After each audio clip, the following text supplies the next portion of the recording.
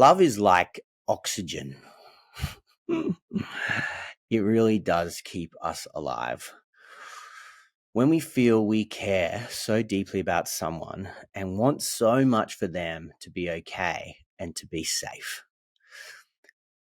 When we experience love from those that we deeply care for or care about, or that really care about us, then we can start to know how to love other things and ourselves.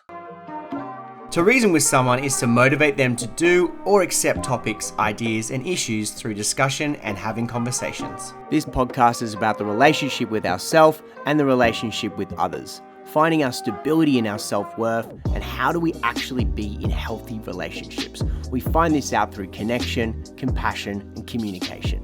Reach out, connect with me, like, subscribe, comment. I want to unpack whatever it is that we can to really get to the nitty and gritty of finding out how do we get better in ourselves and how do we get better in our relationships. All right. Welcome back, everybody. Reason with Me podcast. It's been a while. It's been a while since I've done a solo episode. So I thought I would do that today. Get into a pretty, just a simple, basic topic, really easy to talk to, which is love. That is a complex one, right? So I guess as a little disclaimer, there was a part of me that was like, do your research, get it all done. Find out all the things there are, get all the controversial opinions on love, and then make a formal decision and professional research-based decision and talk about love. I did a little bit of that, but then I was like, nah. I think what I ended up with is this is a podcast all about connection, self-worth, and relationships. And I am very authentic and I like to pride myself on that rawness, and thought a lot of this will come best from me just speaking from the heart and sharing what my thoughts are and what I think in terms of love, some of my experiences, and I guess some of the stories that I've got and the definitions that I kind of like. And I guess it's take what you can and leave the rest. Take it with a grain of salt, whatever I talk about. There's obviously lots of opinions. There's lots of theories. There's lots of different ideas around love. And the best thing to do is take what you can, leave the rest. So that's my little disclaimer. But yeah, lots of things been going on in my life at the moment, and with personally and in the business. So I thought love is such a powerful emotion and feeling that we have towards one another, and something we can go in and out of that, yeah, is hectic and beautiful. So it's got lots of edges. So what I'm going to cover is what is love. Good luck with that.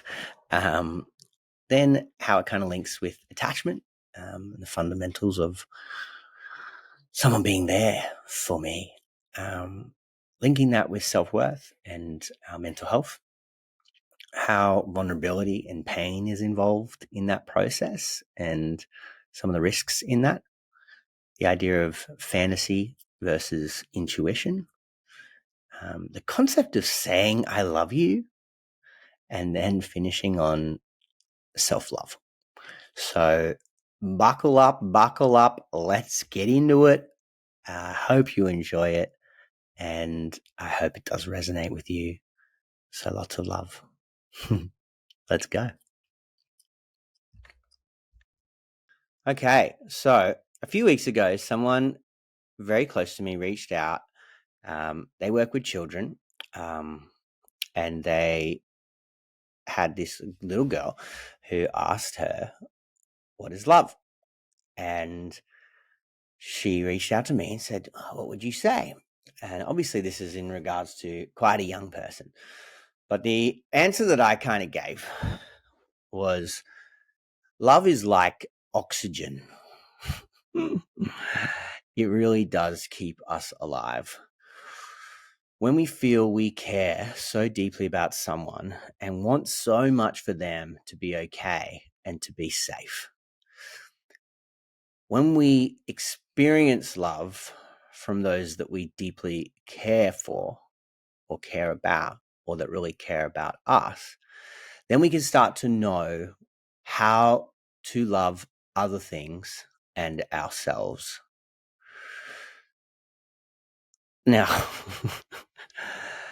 keeping in mind that was to a very young person who probably is getting quite a lot of love in her life from her caregivers and from the people that love her. And she's got a long road to go to start to experience the complexities of what love can be. But I like to keep it nice and simple. Love is like oxygen. We need it. We crave it. We depend on it, especially from a young age. Without it, we wouldn't survive.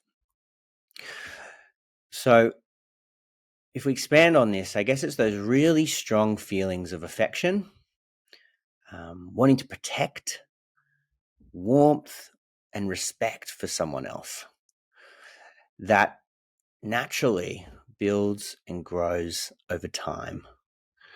It's a signal or symbol of commitment and time, mutual trust, and acceptance. There's a lot of things that really make up love, and I guess we could talk about it all day and we can have lots of different words to it. But what I think comes down to, in a lot of the work that I do, is it's a somatic thing, which is like a process within the body, how we are feeling internally. Love is just a word. So is pain. So is fear. These are words. How do we know? How would we describe that? Is sometimes based on the feeling we have internally. And that can be different for everyone. And I think that being able to start to identify and check in with what's going on for us is a really nice way of going, how am I actually feeling? For all emotions, really. But it's a feeling.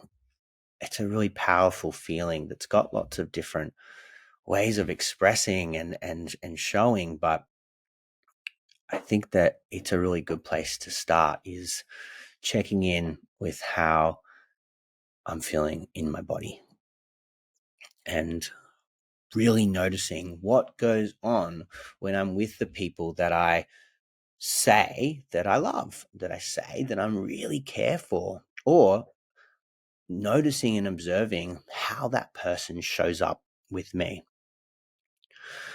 So it gets really, really intense. The more we step into, I'm like holding back almost on like how far we can go into it. But I guess I'll talk through a little bit more on what that can kind of be like if we fast forward a little bit to like as an adult, rather than, in our upbringing, which I'll come back to.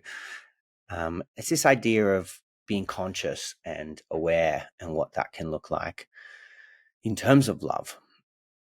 I think a really beautiful way to look at it, I think Jay Shetty talked to, is this idea of conscious love, where people work independently to take care of themselves so they can bring their best self to the other person, to the other parts of their life.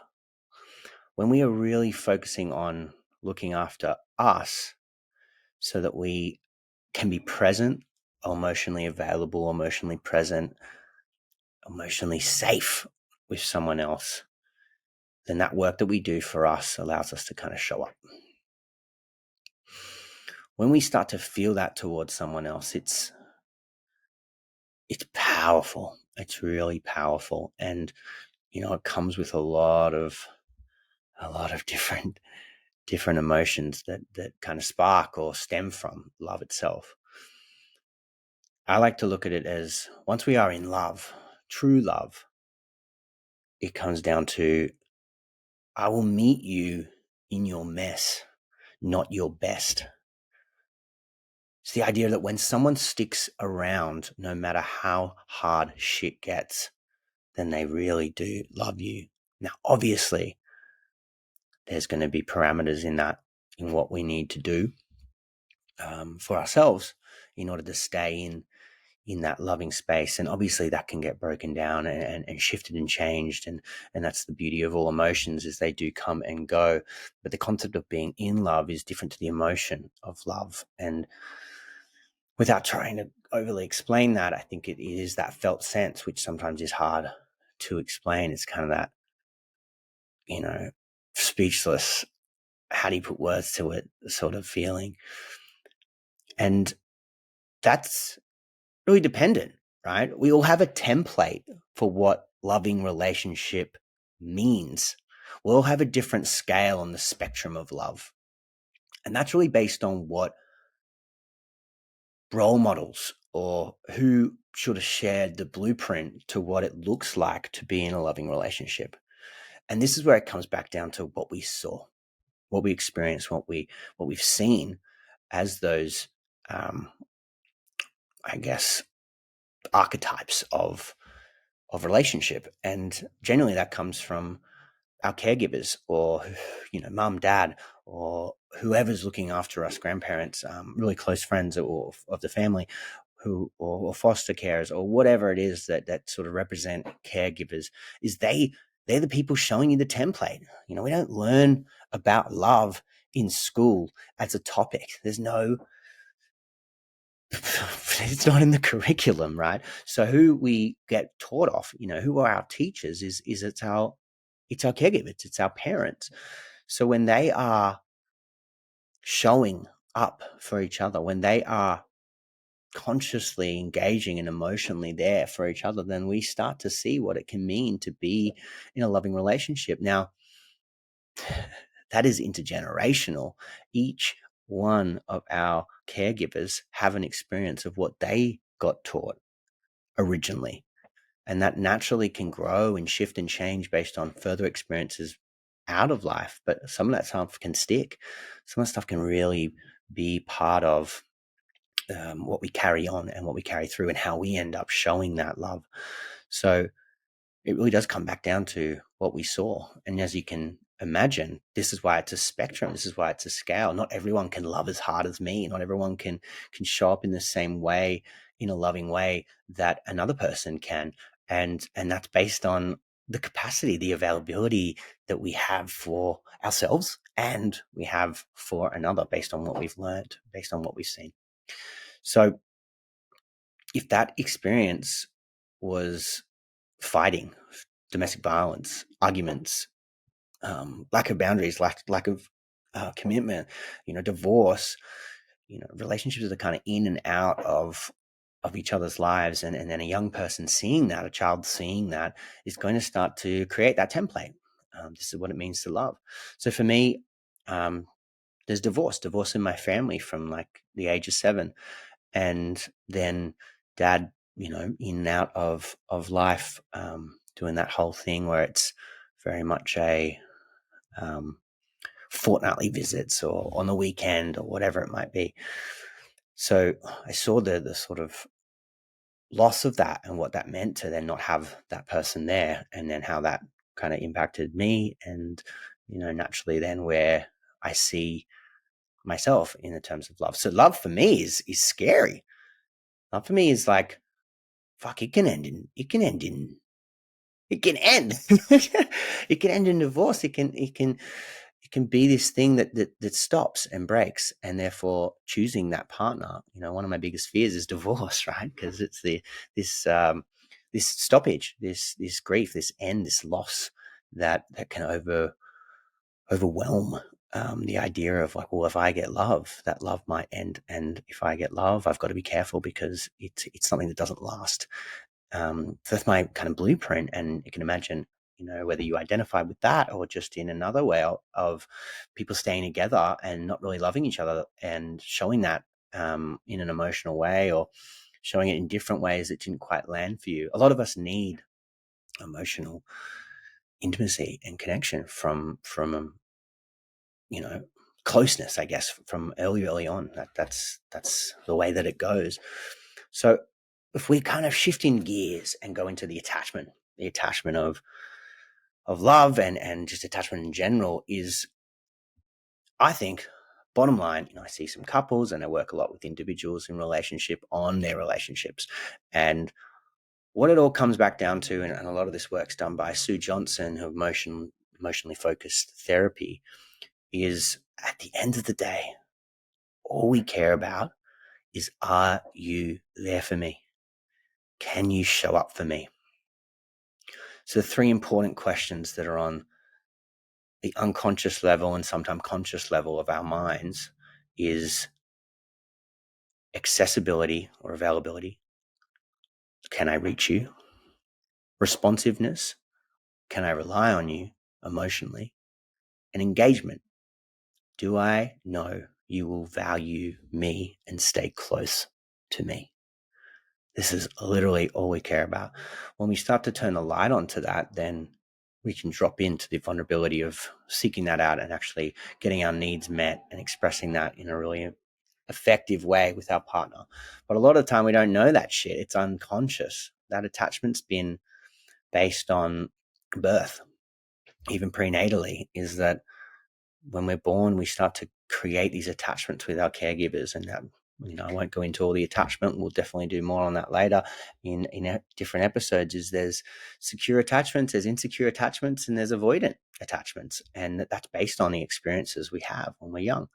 So the constant question in our mind is, when we're young, is like, I depend on you.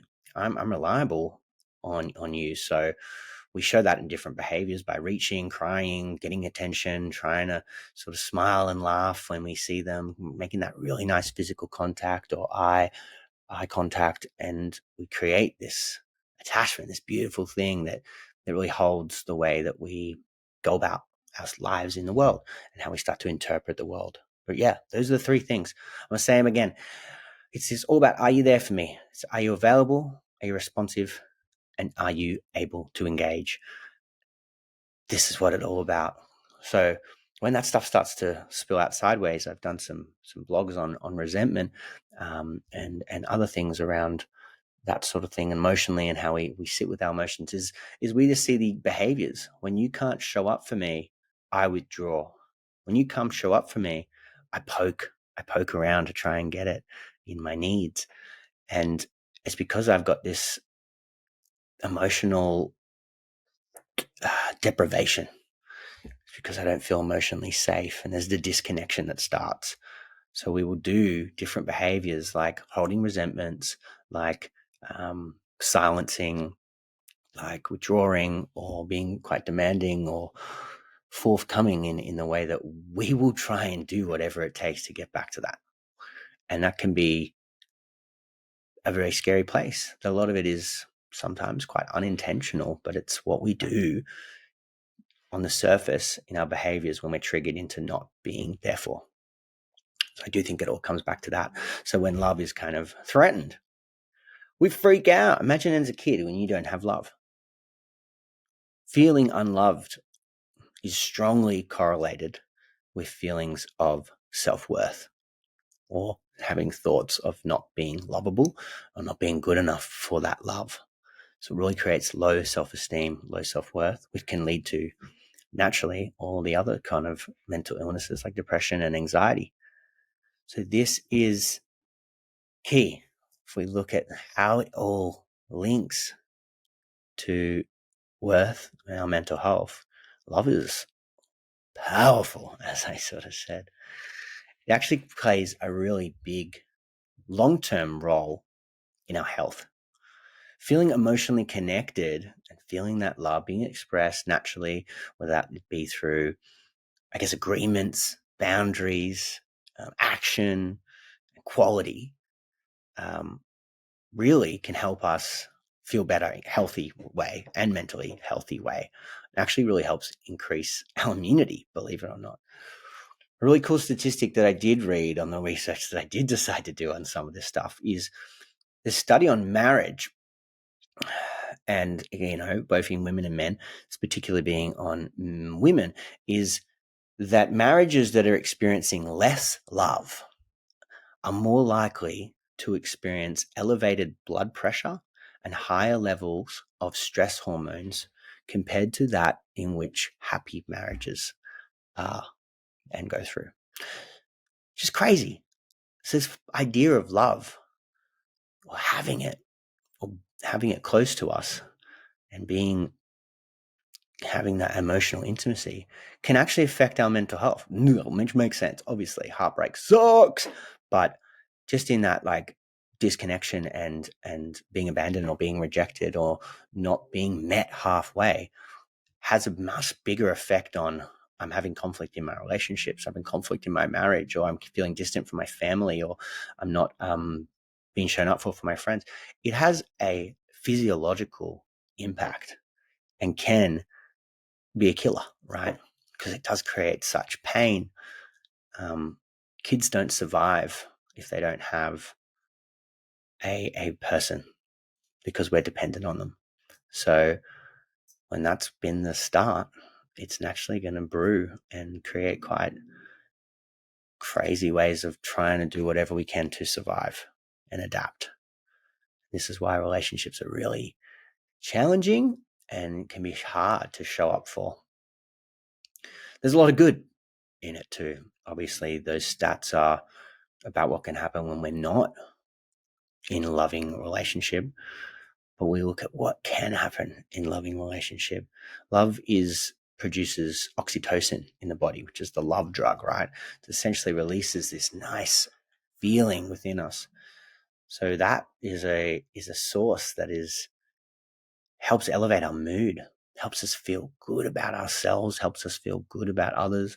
People like validation. People like being, I guess, seen and heard, and that can have a really big impact on just how I go about the rest of my life.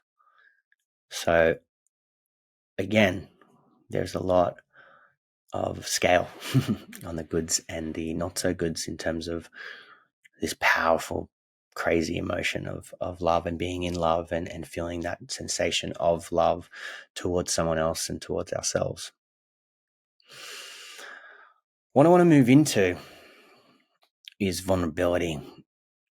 So one of my favorite quotes it's up on my wall in the clinic. I say it all the time, is being vulnerable is the risk we need to take to experience connection, which means we are all vulnerable in love.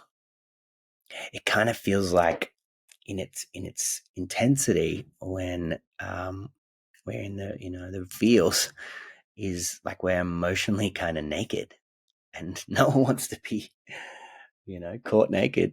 People have dreams about that. It's like, oh, I was naked. So it's vulnerable, right? It's creates this fear within us. Love is so beautiful, but it is a scary risk. And it's that risk that people either step into or they don't step into. When we start to feel it, we might have a couple of different responses. Get after it. Get more of this. This feels amazing. That's why love bombing is such a thing in our society. And then naturally, then in a lot of love bombing situations, we fucking freak out. It's like too much, too soon. And then we withdraw or we avoid and get our needs met and bail. And the other part is just keeping on having that love cup tipping over. Oh, I want more of this. This is so good. And I think next week we'll have a really good chat about love addiction, which will kind of nicely blend into what we're talking about now. But yeah, it goes both ways, right? We love it. We love love. I mean, I love love. Some people are so scared of it because it's just as much of a risk. A lot of time I ask my clients, what's the most difficult emotion that you sit with or you get overwhelmed by? Some people say love and joy because it's so foreign. It's actually unfamiliar based on experience, that to then feel love or to feel things are going well or to have happiness and joy actually is so against the norm and so unfamiliar and uncertain that we don't feel safe when we feel it. So it doesn't matter what it is. A threat is a threat. We're very habitual creatures that are fear-based, and we, even if it's bad, we will get used to something, and experiencing something that's completely different is foreign. So we're going to have fear around, what do we do with this? Love creates sensitivity, and there is always a threat of unknown, of potential pain. That sensitivity can show up in many different ways, but everyone seems to and tends to have one, right? A certain thing that happens in a relationship, a certain moment of whether it be abandonment, rejection, or distance, or it becoming quite real and full on and overwhelming in its oh my god, this is a relationship, this is a thing. It triggers what some of that past has shown us. A lot of people have been through heartbreak. A lot of people have not even been in a relationship and feel quite scared by the idea of, if I get it, I'll lose it. So we all have a sensitivity that can be brought up. And I guess that's the risk, right? Because you don't know. We don't know. How can you? How can you know? How can you put so much trust and, I guess, emphasis and ownership to someone else that they're going to be able to show up for you? It's scary. There's a lot of potential pain that's unknown. And when I look at I'm ready to love again, it also means I'm ready to be hurt again. Something that I want so badly. So many people want it because we crave it, we need it, and we depend on it naturally. Whether we love ourselves or not, we're meant to be in relationship, and we're meant to be in tribe, we're meant to be in community, we're meant to be together. So there's a pull towards it. There's an attachment that's never going to go anywhere, that we need this thing. And that naturally comes with its risks, comes with its pain. That's a very vulnerable space for a lot of people. When you find synergy and connection, when it works, it's a relief and it feels so good. But there's always that thing that I got to keep working on me, and I could keep staying present. I got to keep showing up for my other, because it takes time, effort, energy to show up. The other part about the vulnerability and pain is people want to skip it. People want to skip that part. So what we do, and I'm definitely someone that's done this in the past and have to be really accountable for myself, and maybe others identify with this, is I will be urgently trying to get to knowing that they can be there for me, knowing that I can rely on them, and knowing that they can show up for me rather quickly. But if we look at it in terms of counseling, trauma counseling, you don't want to sit down. Well, you might. It depends on your boundaries, depends on your path and your experiences. But you don't sit down and you go, here's all my trauma. Here is the whole story of my pain, when you just meet them. And if you do, it's asking yourself, well, why? How do I know this person can hold this? And as a therapist, how do I know that they can tell me this and be okay? So all we care about is that safety for that client and safety in that therapeutic alliance, that they're putting a lot of value on, potentially throwing that out there for the other to fix or change. And that part of the desperation of wanting to heal. But that's the reality. So if we look at it in terms of relationship and building intimacy, we want to skip the part and we just want to know that someone can be there. So some people have this urgency that they want to try and get to, they're available, they're responsive, and they're engaging as fast as possible, because then it's secure attachment. So we don't have to go through all the bullshit of insecure attachment. That is a recipe for disaster, because at the end of the day, how do you know? How do you know that someone can be there for you after a shorter period of time of getting to know them? You can feel okay about it. They got some good warning signs for it. Not warning signs. They've got some green flags. They tick a lot of the boxes. They look like, and they have the potential for someone that can really be there for me, someone I can rely on. But when we bring two people together, it's their shit and my shit and all of our histories trying to freaking mold and independently kind of show up and do things for what that looks like. And that's an incredible space. But when we give ourselves time to see, get some runs on the board of they've shown up, they are consistent, they're showing reliability, and that's what builds over time. Relationships cannot be built in a day, and safety cannot be built in a day. We can come in with, open arms. Some people come in with arms crossed, boundaries, walls, whatever it might be, an ability to protect themselves, come back to their safe havens, and take the risk by making some bridges to see what happens. But it's built over time, and I get why people want to fast track it, because we just want it to be secure. We want to control the unknowns, get rid of the uncertainty, and just go, yep, yeah, let's do it. And other people are so terrified to do that really quickly. Just on the other scale of things, it's like, I can't trust you. Immediately, before I even know you, I can't trust you because of their experiences and their past. So it takes a lot longer to let someone in, also based on our experiences, right? So we got to respect and be compassionate and accepting of the fact that there's pain involved in stepping into love, stepping into the realm of intimacy, because there is a closeness and a presence that's needed that we all want and crave. At the end of the day, whether we're afraid of it or not, and whether there's different time frames to going into it, it's still there. So everyone sits on different surfaces for this. We move into the fantasy then, right? It's kind of part of like urgency, getting this idea. It's like, I've met you, we started to go on little bits of dates, we're starting to get a bit more connected. We go, start to build a story, make some assumptions, get this idea of this perfect person, and start feeling toward them in this idealistic infatuation. It's kind of maybe more lust. So lust blurs our ability to see a person for who he or she truly is, and consequently, it may not lead to a long-term relationship. But the fantasy is real. I want the happy marriage. I want the kids. I want the love, and I want to be swept off my feet, and we whisk away and run away with them and have this beautiful, happy fairy tale. That's a fantasy, and generally that fantasy doesn't come with a lot of difficult emotions. It's not uncomfortable because it's ideal. This is the difference between fantasy and intuition.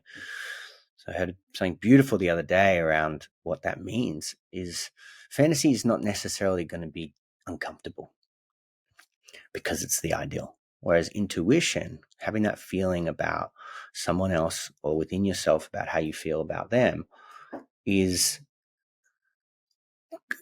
probably going to spark up some, oh my God, I've got this feeling. Whew, what do I do with this? Oh, this feels good. Oh no, what if it's too good? We get that intuition. It's like, oh my God, this is creating a little spark of energy, a spark of some sort of, rupture, rumble around in the body. And that's exciting, but it's also scary. And that's where I think intuition is much more of an accurate way of moving into things, is getting that feeling, that gut instinct around some ways that you feel about them that, stirs it up. So when it's uncomfortable and it creates that little bit of ooh, ooh, ooh in the body, that's not fantasy. That's something we need to explore, be curious about, check in a bit more. It's a really good way to do it. Something also that adds this fantasy intuition mix, paradox, is we're not just looking for what we feel about them. They tick all the boxes. They're a beautiful person. They're passionate. They're driven. They want a family. They want kids. They work hard. They're soft, and they're kind, and they have all these qualities that I want, and I can see a future with them, and all these really nice things that we see in them. Great. But if we are led by that, then again, it's this fantasy. Again, it's just like, that all sounds good. I'm going to go after that. What's just as important, way more important, way more important, is how I feel, how I actually feel, rather than feel about them. How do I feel inside me, internally, when I think about it, when I communicate, and when I'm present with them? Is that stress, worry, eggshells, will they, won't they, nervousness, panic, hard, trouble? Yet I feel all these good things toward them. Those are the feelings that come up. So we check in with just that. That's not good. That means something's going on. Something making this hard. Something making this not quite safe. It's the signal of, I'm trying really hard to connect, but I'm feeling a little bit disconnected. And if we can ignore that and just go, yeah, but they're ideal. They got this ideal way of being. I want to be with that. Then we're not listening. We're not listening to what's going on. Rather than, I feel safe, comfortable, content, joy, laughing, smiling, feeling of that connection. There's an ease. Do I feel that within me when I'm with them? These are the things that are way, way, way more important than what we see in them, what we look to them as the things that they can offer. It's much more important to look at that. How do I feel inside? Well, God, I could talk about this forever. This is a great little side note. But a couple more things. What I want to do is kind of talk a little bit about this thing that I'm going through at the moment. Is this idea of saying I love you, whether that be with the romantic and intimate relationships or with family and friendships. Because I feel a lot of love. I have a lot of love to give. I have a lot of love for my clients. I have immense love for my friends, and I have, a definite care and love for my family. And I tell my friends I love them. I tell someone that I've just had a really nice connection with is, I love that guy. I got a lot of love for you. But I'll say I love you. I say I love you to a lot of people that I really care about. And I'll let them know, because I think it's so important. I want to express love. That's this need of, when I'm in love, I want to express it. I want to feel it. I want to give it out. So I say it. There's no fear around it. I just sort of say it. Some people, that's not the same. Totally respect that. It means something more. When it comes to romantic relationships or intimate relationships, it's like, don't say I love you. Don't bloody go there. Don't do it. That's not good. You can't say I love you too soon. You can't say you're in love with them. All these different things. It's like, all of a sudden there's a different criteria. There's a different rules about it all. But we feel love. So there's a lot of love being thrown around. So something about this idea, I mean, I don't have the answer for it. I'm just curious, and something you guys can kind of think about too. It's like, I could say I love you to some people. Not everyone can, but I can, and I do. But when it comes to, and that's what, and I share it when I feel it. After I hang out with my friends, say I love you guys. You mean a lot to me, and I'll express that to them. I'm on the phone to my dad. I say I love you. He says I love you. Whether we're feeling it in the moment or not, it's just something we say with each other, and it means a lot in the moment. When it comes to romantic and intimate relationships, I feel a lot of love. I've got a lot of love to give when I'm with them, when I'm thinking about them, when I'm, getting to know them, or noticing really nice things. Like, there's a lot of love. But God forbid, don't tell them you love them. And I wonder, maybe there needs to be a different word, that kind of commitment word, because I think it's got a double standard. I can say I love you to my friends, but when I say I love you to romantic, intimate relationships, it means something different, and it holds a lot more value when you do it. So mate, hit me up. What's another word? What's another thing we can say? I guess it's in love, or I don't know. Maybe it's just like love 2.0, some sort of extra love. I really love you. No, like, I really love you. I don't know. It's something I've been like toying with because, I mean, in my relationships with my clients, I want to tell them I love them because sometimes it's such a meaningful thing to say, but fuck, I don't want them to think it means anything different. So I say, like, I feel a lot of love when you share, or I give them that feedback in that way. But it's just a weird thing, this I love you thing. So I don't know. Food for thought. Love to hear your thoughts. Hit me up in the wherever the hell you can do that. Comment, and obviously like and subscribe. Give me some 5 stars. Would love some feedback. But hit me up, email me, or comment on the episodes because I'd love to know. What we'll finish on is, ideally, in an ideal world, I think the most important part, which is self-love. Now, I'm like a walking contradiction because I work primarily with people finding themselves, being able to get to a place where they feel worthy again, and being able to kind of change the way that they see themselves and start really focusing on self-love. And I do recommend that that's a really important space we need to sit in order to, give ourselves fully to someone else. The contradiction is I also think we heal through connection and we heal through relationships. And there's a lot of coming together that can bring more healing than any work we can do on ourselves. So I look at it as parallel. We need to independently look at what we need to do for ourselves in order to show up and be there for someone else, in order to express the love that we want to be able to be. Because naturally we become more present the more we get aware and process what's been the experience for us and how we step into that. Feeling worthy in yourself, feeling that you love you is obviously going to create more availability. It's going to create more responsiveness and more engagement when it comes to our attachments. So there's a lot of healing that's there for a lot of people.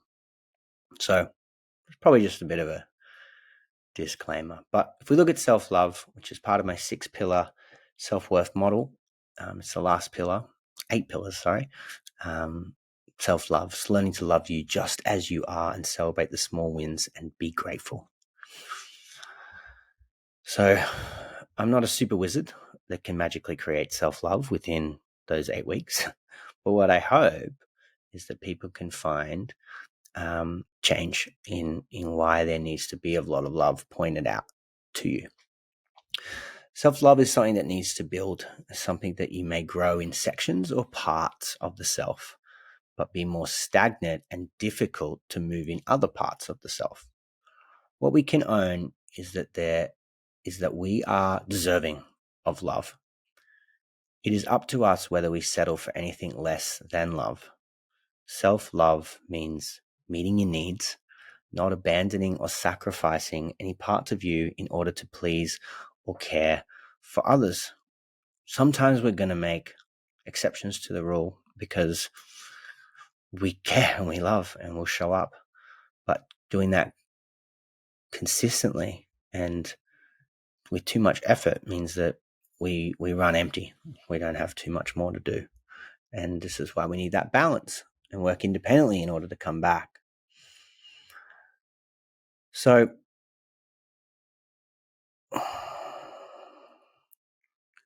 where I look at love, and I've said this before, is it's not just about what I said at the start where, we meet them in their mess, not their best. The same goes for ourselves. It can be really easy to self-love when we look at celebrations and wins and sort of take ownership of that progress. But it's also how we kind of find that we can be uplifting and empowering in those moments of triumph within ourselves. What I want to highlight, though, is the losses and the setbacks. As much as self-love is an act of appreciation for ourselves, it can also mean the act of accepting yourself for who you are in any given moment. being able to find the space for love, even in our aggressions, our triggers, our heartaches, our body, our distorted beliefs, our shames and grievances. Finding love and acceptance of whatever the emotions that are arising and choosing to allow to respect and be kind is like, no matter what we go through, warts and all, I still love you. Now, that's a hard space for people to be in because shame is very binding. But this is where, if we can love ourselves in the hardest moments, in our losses, that's when we truly, really need it. We've got to lead with love. Chances are that if you have impacted self-worth, you may have led with trying to show your worth or value to prove that you are good enough or that you matter. Rather than proving anything at all, practice leading with love in as many domains in your life as possible. It's kind of like love for love's sake. That's not easy. Hence the fact that it is the practice and learning that has to be expanded and grown, just like a muscle. It's easy to miss the love for ourselves when there was not a lot of emotional availability from our attachments growing up. So it became a do whatever keeps us in relationship. So naturally, self-love takes some vulnerability. So self-protection and moderation is definitely needed. But choosing to allow love to come through in a way that works for you with your body and your mind in a more present and positive state more frequently allows for a much deeper connection of the things that you cherish and appreciate, whether they're big or small. You know, I love that boulder. That's a nice boulder. We can start to really see life for what it is. That's beautiful. This is great. You know, it's a beautiful day. I can have love for how I feel. Lastly, I'm going to wrap things up here. But I want to acknowledge that, you know, this is a huge topic. This is a massive thing, self-love, or just what is love in general. So we should really take a moment to honor and celebrate what it is that we have, or what it is that we are looking to get or striving for. We really need to celebrate progress in every small leap and big bound, as it's a really empowering way to practice that love and kindness for ourselves and then naturally for others as well. Every time you put yourself first, let yourself off the hook, back yourself, challenge that old belief, set a boundary, practice compassion or forgiveness, and starting to create like consistencies in your non-negotiable things you do for you, then you got to celebrate that. You need to add a narrative to the positive things that you're doing in your life by stating that this is because I'm worthy. This is because I choose me. I am lovable when I am true to me. Don't take this stuff for granted. Don't take what is happening in that small way or that big way. Celebrate it. Own it. This is a really powerful way to express and communicate. Say thank you, not just to ourselves, but when we are there for others. So, little challenge. Tell someone that you love them today. Or tell someone, if you can't say I love you, tell someone that you really appreciate and value them. We'll see how we go with your feedback. I've got to reintroduce the love letters. I can't not.